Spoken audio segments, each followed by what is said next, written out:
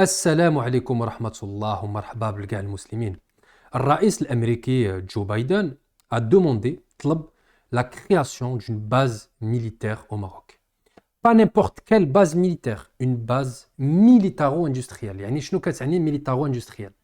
غادي يكون فيها العسكر، غادي يكون فيها السلاح des équipements militaires, mais aussi غادي يكون فيها une usine، يعني on pourra fabriquer des équipements militaires américains. يعني المغرب غادي يقدر يستافد بلا تكنولوجي et بلو savoir faire américain au niveau des armements. في هذه الفيديو غادي نعرفوا الهدف ديال امريكا، الهدف ديال les États-Unis. Pourquoi faire une base au Maroc? Et si c'est positif pour le Maroc. La seconde actualité importante, très importante de taille، يعني واحد الخبر مهم. On va parler du rapprochement entre le royaume du Maroc et Israël. Le rapprochement entre ces deux États est passé à la vitesse supérieure ces derniers jours. Il y a eu un comité militaire, une réunion militaire entre des officiers marocains et israéliens, et Israël a commencé à déployer un bouclier antimissile. Ça s'appelle Barak MX. في هذه الفيديو غادي نشوفوا les caractéristiques ديال هذا البouclier ديال هذا les missiles, les avantages que cela apporte au Maroc.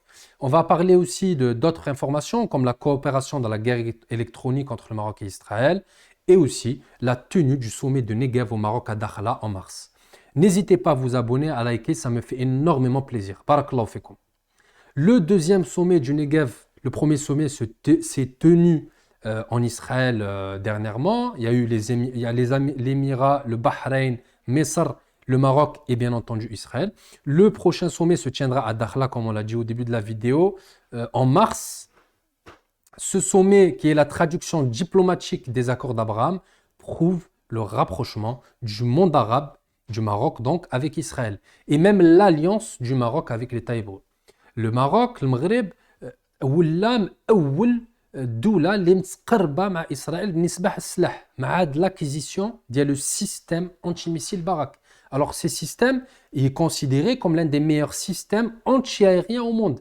C'est une technologie très efficace qui peut être soit mise sur terrestre ou qui peut être même en coopération avec du matériel naval. Donc voilà, ces missiles sont très efficaces, ils peuvent abattre n'importe quel avion ou missile dans un rayon de 150 km. Ils sont fabriqués par une entreprise qui s'appelle Aerospace Industry.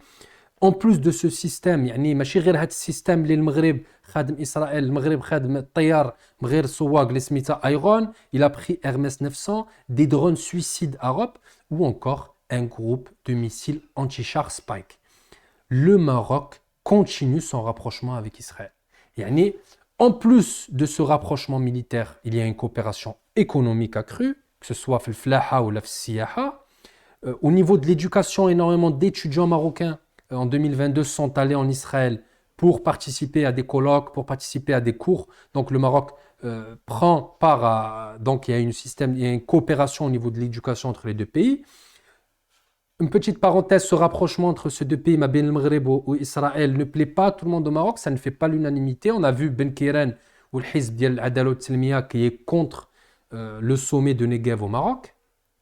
Alger aussi, régionalement, l'Algérie ne voit pas d'un bon œil ce rapprochement entre le Maroc et Israël. On en a parlé déjà plusieurs fois dans la chaîne.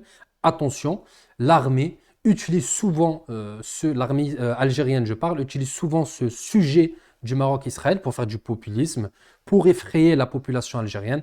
خوتنا الجزائريين خصهم يعرفوا بأن المغرب ما باغيش يضرب إسرائيل.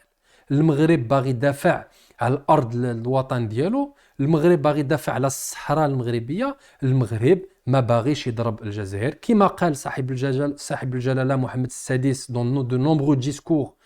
Le Maroc tend la main à l'Algérie. Je vois mal comment le Maroc pourrait frapper l'Algérie, pourrait attaquer l'Algérie avec des équipements israéliens, alors que Mohamed Sadis, le roi du Maroc, a de nombreuses reprises appelé à la paix. Ça reviendrait à se contredire.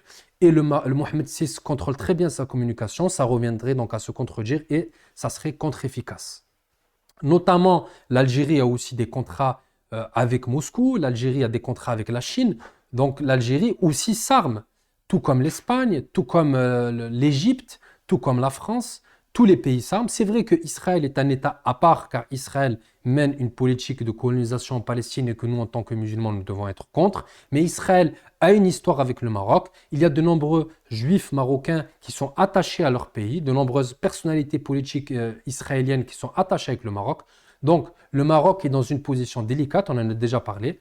En plus de défendre la Palestine, le Maroc est obligé de reconnaître aussi les juifs marocains, israéliens marocains, qui sont attachés à leur patrie. En plus de ce rapprochement avec l'État hébreu, le Maghreb dispose d'un autre allié de taille qui est les États-Unis d'Amérique. Raïs l'Américain Joe Biden tlab une réunion urgente concernant la situation du Maroc, l'IMADA, car le président Joe Biden souhaite la création, la construction d'une base logistico-militaro-industrielle américaine au Maroc. هذا القرار ديال أمريكا جاء un rapport détaillé du directeur de la CIA, William Burns. Donc, il faut comprendre que la situation au Maghreb est préoccupante pour de nombreux acteurs internationaux. لماذا؟ لأن il y a une expansion de l'influence russe en Afrique, que ce soit en Algérie ou au Sahel. Et les Américains voient d'un mauvais œil cette influence russe. Pour la CIA, Russia s'apprête à construire une base logistique militaire dans l'état de Tamanrasset, à 50 km de la frontière marocaine. Toujours pour la CIA, les Russes tentent de rouvrir et d'exploiter des bases militaires françaises pour faire des expériences chimiques et des tests de missiles à Tamanrasset.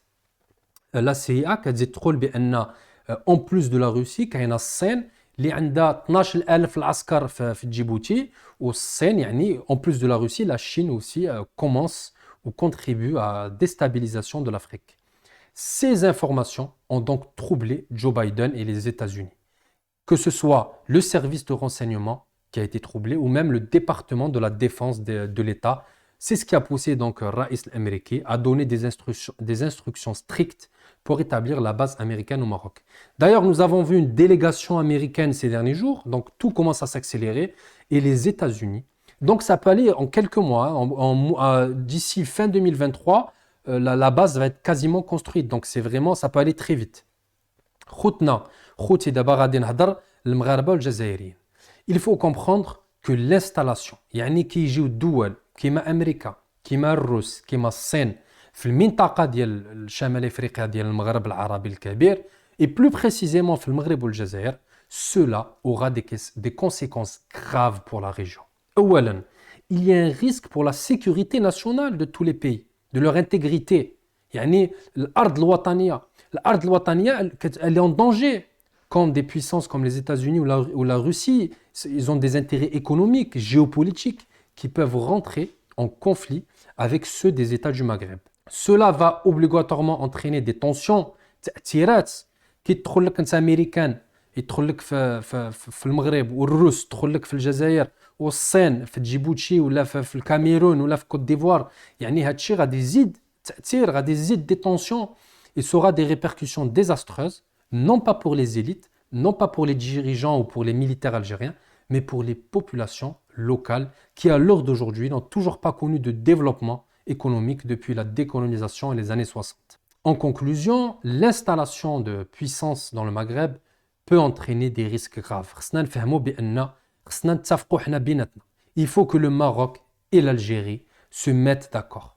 Le problème, c'est que l'Algérie ne souhaite pas arrêter de financer le Sahara. Le Sahara est marocain. Il y a des centaines de milliers de Marocains qui habitent au Sahara. Il faut que mes frères algériens comprennent ça. Il faut que mes frères marocains aussi comprennent que les Algériens ne sont pas nos ennemis et que si Israël nous demande d'attaquer l'Algérie, nous n'attaquerons pas l'Algérie. On va finir avec une citation. Comme disait Benjamin Franklin, la liberté sans la sécurité est un leurre et la sécurité sans la liberté est un cauchemar. Barakallahu fikum. Allah yajazikum bi khair. N'oubliez pas de vous abonner, ça me fait énormément plaisir. Shukran wa assalamu alaikum wa rahmatullah.